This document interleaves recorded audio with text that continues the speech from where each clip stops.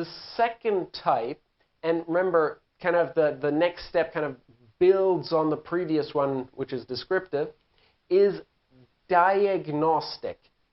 In diagnostic data analytics, we're interpreting and analyzing past performance to determine what has happened and why.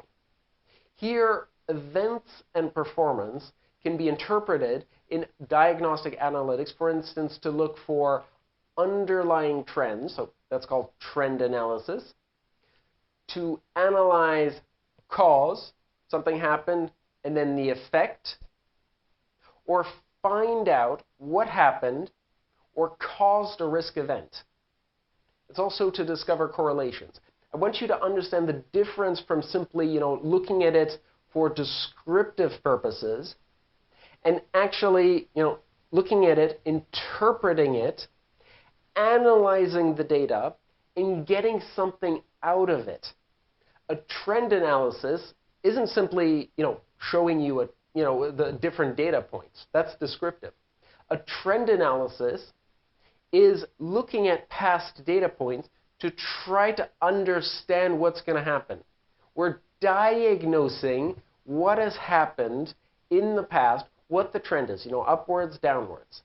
We're analyzing, okay, so we saw a lot of, increases in sales of ice cream. What is the cause of this increase in sales of ice cream? And it might just have something to do with summer just arrived, right?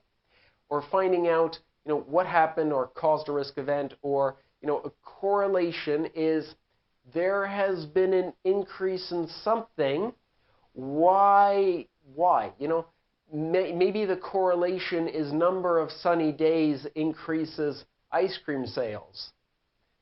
Correlation is not causation. Ice cream sales does not increase the number of sunny days. So let's look at some example of uses.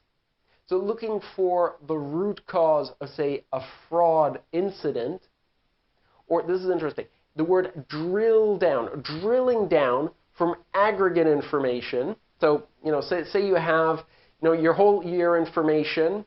Basically, you have this big thing called travel and expenses. Okay, but it's high this year.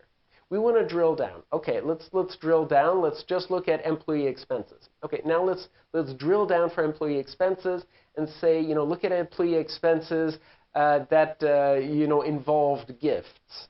And let's drill down from employee expenses that involved gifts to employee expenses that involved gifts that were above the authorized limit. And, you drill down to a certain point where you might find really strange things and really try to understand, strange correlations, strange things that shouldn't happen. Huh? Or using data mining to identify suspicious patterns or relationships.